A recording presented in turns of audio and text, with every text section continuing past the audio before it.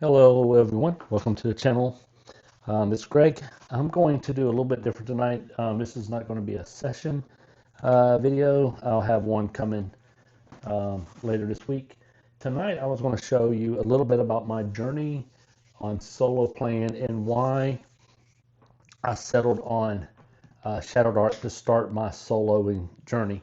And the reason, if you watch my other videos like designing, I do talk about it in some of my videos like designing the world, and I think it's mostly in that one when I talked about how why some of the reasons why I chose it. And I thought, well, I think I just put one video up instead of people watching the design the world stuff and just show a little bit of my adventure that I took to get my journey to get to Solo Dark and Shadow Dark and how I do things now.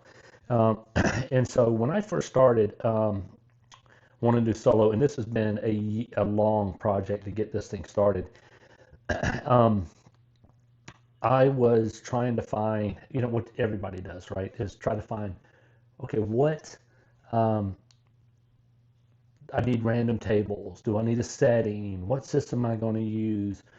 Um, am I going to have an oracle? And then you start watching all these videos and you start finding out, these terms like, oh, you do need this. You need this oracle. You need this. You need these type of things. Do I need mythic? And but my number one genre, the thing I love the most, is fantasy. So, and I wanted something that was old school. And I know you could play all different kinds of systems with Mythic. And I thought, okay, well, maybe Mythic is it. And I bought the Mythic book and read through parts of it, the original one. And now I have the 2E. And I was um, and I watched Me, Myself, and Die, I think, with everybody else who watches solos. It's just a great channel. And I saw him using, he used to blend because I think he started out using Savage Worlds, but then he added in, he's created his character using 5e, the 5e charts when he created Simon. And then he did Ironsworn and Ironsworn. Oh, and I do have Ironsworn. I should have brought that down here. Ironsworn is a great solo as well, and I have all the parts to Ironsworn. In fact, I think I just bought the new Lodestar revised edition thing he just did. So um, that's a great game. And so for solo, but so I was watching him and going, okay, I want to do this, but how am I going to get started? So I was knew I had to find some. So I went on the old journey that everybody else goes on, and that is finding resources, right? So I'm going to show you some of the resources that I have. I do have some that are not here, like Scarlet Heroes, which is a good resource. I don't have that. I mean, I have it, but it's upstairs somewhere. I can find it. Um, and I also have Knave, second edition, which is good. And some of those, those are all kind of solo. The thing that gets me about Knave, just as a side note, is the fact that if you're going to run a magic user, you got to carry Spellbook. Spellbook has one spell. I won't say that was the only thing, but Knave's a good system as well. But but I wanted to look for something that was a little more that was robust, and so I picked up some things. I'm gonna show you a couple of stuff that I have. I didn't get them, and the last thing I'll show you is probably the first thing that I had. But so I have Sandbox Generator, the hardcover, and it's this is a great resource for building worlds and settlements. In fact, the way they do hex maps with the arrow, how you build it and build out with the 19 hexes is what I used when I did my ShadowDark GM design kit. And so it has, you know, a way to build it. It has political factions, random encounters. It's got a lot of stuff in here. How to create a dungeon, the different levels, the layers. I mean, it's got a lot. It's a very good resource. And I'm gonna say, not that I didn't. The reason, again, it was, and my object of having these things, by the way, is the fact that I wanted to play with minimal amount of books. I didn't want a lot of different stuff. And so this has been good to create my world, but then I'd use this to create my world, and then I'd have to do something else and then maybe come back to it later on or something. But Still a good resource. The other thing is random tables. So I have 2 books of random tables. I have a great book of random tables, which has 120 random tables for fantasy role-playing games in it. And this is a very good resource as well. And it has like, you know, desert encounters, a bounty board if you, which is very cool. It has items in a dungeon, uh, critical success for spells, book titles if you're in a library, which is always very, very, and here's the table comment, which is very useful as well. So you have book titles, critical roles, dungeon rooms, encounter jobs and rumors, food, items and things, names, NPCs, and characters. So this is really, has a lot of stuff in here. Professions, reasons why a player character is absent for a session, mutations, insults, names, dwarf names, goblin. It's really a good resource to have. But again, it's like I didn't want something that I'd have to go, I was trying to get minimized books. So I have random tables, and then I have the Game Master. This is more 5e, but you still can use it for anything. And it has a bunch of random tables in it. And I think it starts with building the world, to determine domains for building the Pantheon. I might even use this one day and do a 5e campaign. That would be pretty cool. Or 5e dungeon. Because you can get lazy dungeon masters. I don't have that here.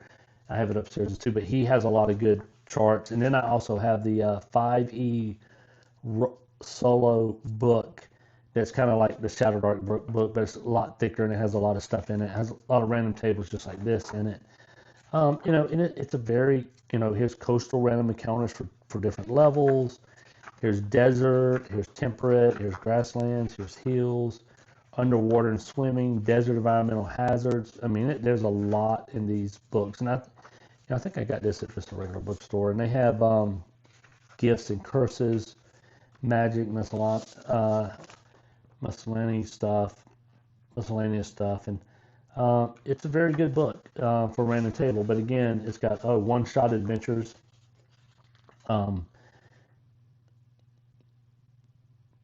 So as you can see, dreams, prophecy, reincarnation, and again at the back it has these one-shot adventures that you can run.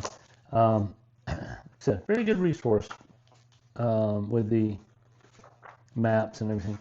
So another random encounter one. So I had this one and those two, and then I think this is a great book, and even Kelsey talks about it. And in fact, I think some of these books are even mentioned in her list of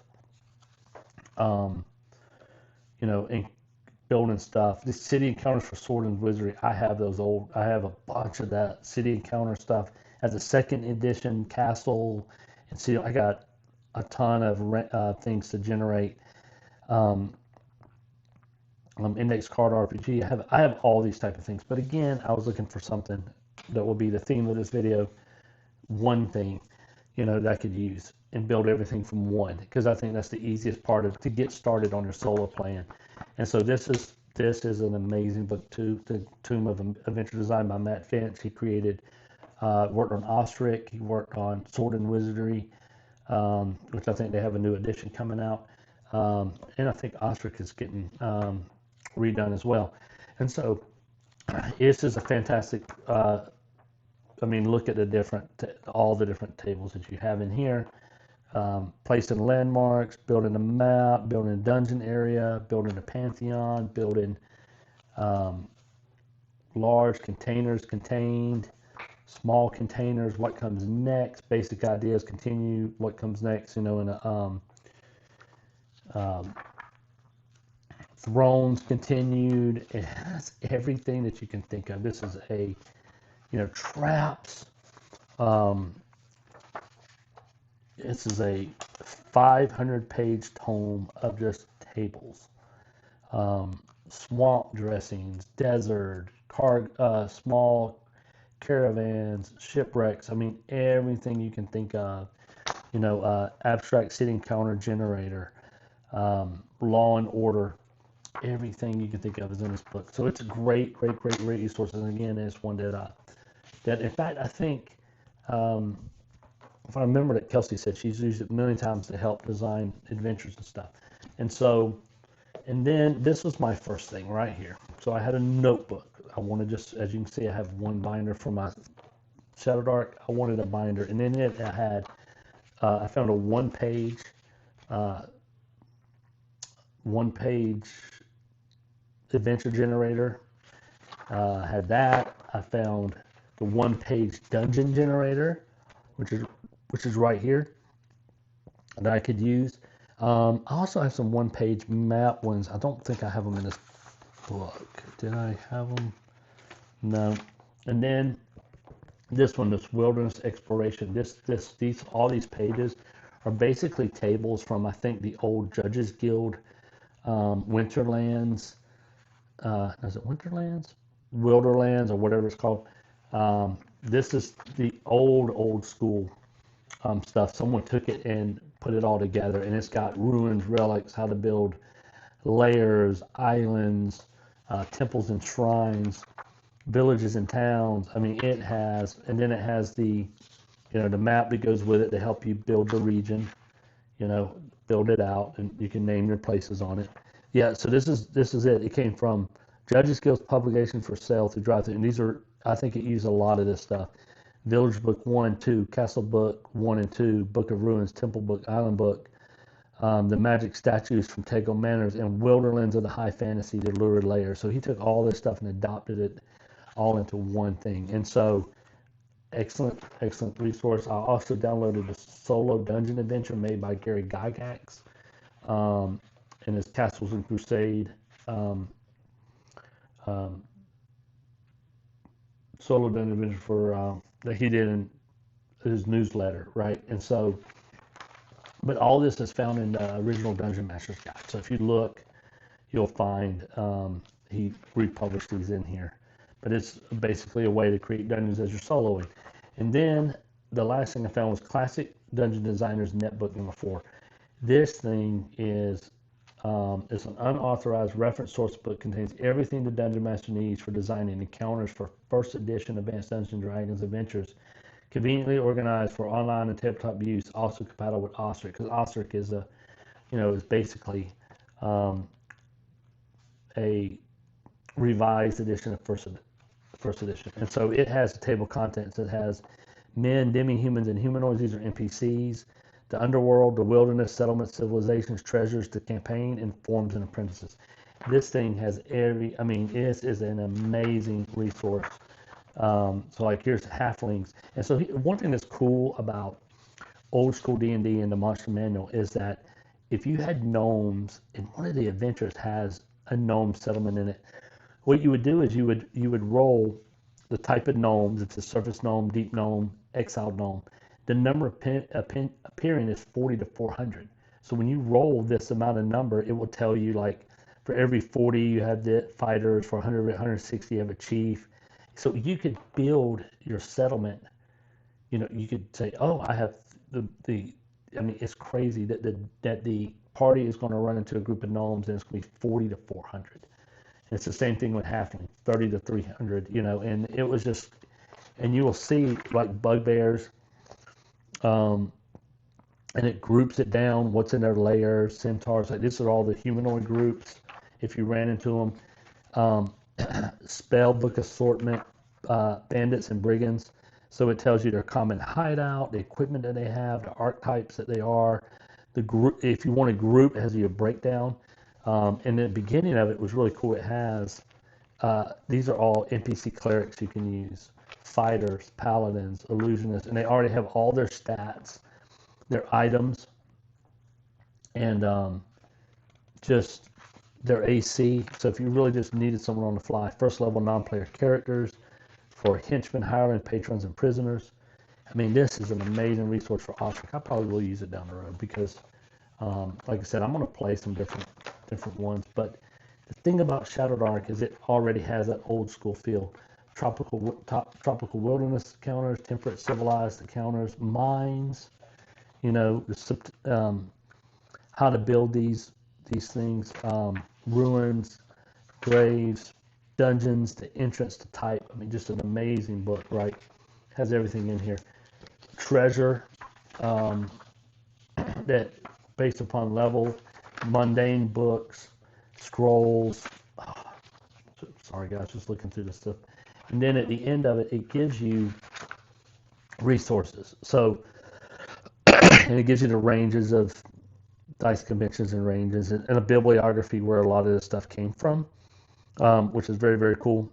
Bibliography and sources. Um, Very, very cool. And then it gives you a ship record sheet. It gives you spell availability for your campaign. You know, where the magic uses unavailables, rare spells, and common. New spell records. Dungeon Master Adventure Log, which is really cool to keep up with the marching order and their monster defeated, treasure acquired, and everything that you need for the game. The settlement record, if you're building a settlement, because in here it has military, defenses, locals, law enforcement, all this type of stuff. Faculties, religions, important industry and businesses. So it has when you build your town, it has all that stuff for you. So it helps you.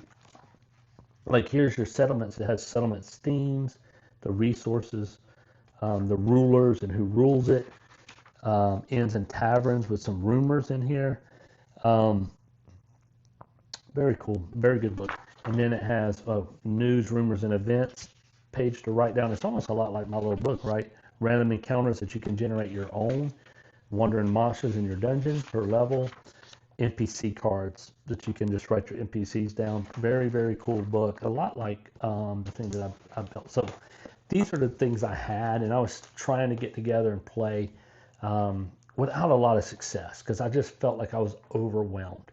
And I think that's the biggest thing about when you get to ShadowDark, and why I finally decided on ShadowDark was because the simple reason is that everything is contained in this one book. And if I need a supplement, I have ShadowDark, which is big enough to just carry with me, or even to slide in the book if I wanted to, and it still lays flat. But I can go somewhere and I have everything that I need. I have the player's guide, the DM's guide. I have the ability to create. I have my monster book, and I have my treasure books all in one book. And that's what I think makes this game so much perfect for starting solo if you like starting solo fantasy. And then, as you know, I created. So what I did was I said, okay, I need a resource, and in Advanced Dungeons and Dragons they have a resource called the Dungeon Master's Design Kit. And I thought, oh well, maybe I can do this for ShadowDark.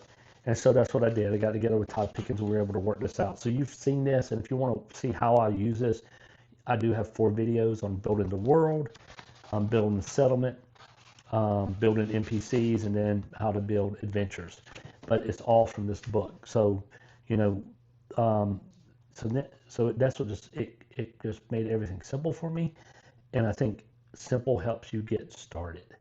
And I mean, I think you can really just get started if you wanted to, and I'm creating a new GM design kit, which I've been working on it. I'm trying to just get it to do right, and to get it to where it feels right, where it feels right to me. But the other thing is that what I want to do is come up with a one-page way of creating an adventure for a DM just for each night, like a flat 1 or 2 pages like this, and that it would have more details on here. Like I said, I'm a big fan of Professor Dungeon Masters, and if you look at on his Patreon, I think he shows it sometimes on his page. He shows he uses one page. So when he sits down to run an adventure, he takes a dungeon, a module, or whatever. He puts it on 2 facing pages, and that's it. So when he sits down, and he has his monsters on here, what they need to hit, what the goal, the objective. He draws his maps on here, and I like this. And this, I kind of what I have here. And if you see my channel, you'll see that I use one of the books from Todd Pickens from Death Finger.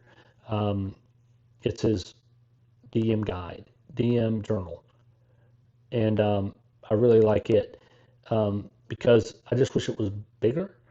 But it does fit the kind of motif of ShadowDark where everything is kind of smaller. So you don't need a big bag. You just put everything in a little small satchel or pouch and carry everything with you. Because I can go somewhere and I can take this and I can take his journal, because I could create my world in there. And that's what I'm working on, is trying to get, or I can take this one notebook, stick it in my backpack, and I have with one thing of dice and I'm good to go, right? So simplicity. And that's why,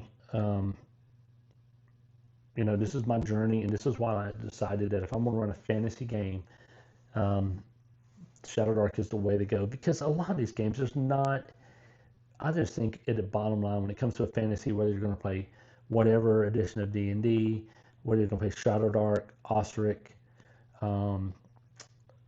Dragonbane, I forgot. Forbidden Lands is a little bit different. I'm probably missing a bunch of D&D slash top, Draw Steel or Daggerheart or whatever you're going to play. I think the key, those are all to me. If you play Crown and Skull, whatever, it's just like music to me. Some people like rock and roll, some like R&B, some like country. Everybody has their flavor. I just like basic, just simple D&D because I think you get a whole lot done with it, and that's why I like ShadowDark. I love that the character classes are just the 4 main ones. I love the titles. I love all these random tables to generate. Once I'm done with Iron Bridge campaign story or whatever, all I have to do is grab another 19 hex here and create my dungeon, and then filled out my world, and I'm ready to go. And the one thing I think, just a little sneak preview of what I think I'm going to do is try to get it to where that all you really need to do is you can create your world if you want, or you can just start your starting city and have. I really think you ought to do your 19 hexes so you can kind of put a couple of points of interest on here, so that especially when we're going to move to the West Marches campaign, when you see the ShadowDark West Marches drop, you're just going to use a main city, and you go out and adventure, and you come back. You will not need to know unless you want to use your town, which is fine. I think just the town and the world map, but I think your NPCs and stuff like that just need to be a lot. You only need 1 or 2. I mean, this gives me wherever they want to go. I got an NPC, but when you're just getting started, if you just roll up your city, once you got once you rolled your world, you got your city. You just need one place that will be their base of operations, or the one who gives them most of their missions, and you can just start with one point of interest, one NPC, and it could start driving your campaign, and then you can create ShadowDark maps as you go along. Again, if you see my style, I am a hex map guy, and I'm a point crawler. I just think it's easier to get things out of the way. If your dungeons are linear, now that doesn't mean that you can. If you watch some of my videos, I put different entrances. I don't just use entrance to exit and they go point to point. Sometimes I'll add an entrance. I'll draw a map like this one where they're all different ways, and you can have multiple entrances to your campaign. There's just different ways, and there's a lot of flexibility in ShadowDark. That's why, I think if you're going to start soloing a fantasy, sorry for shaking the camera. If you're going to start a fantasy, ShadowDark is great for you to get started. It's a way to keep it very, very, very simple and just get started. So anyway, that's a little bit of my journey, showing you some of the books and stuff that I have. And hey, again, thanks for following the channel. And in the next week, we'll have another session. Have a good evening.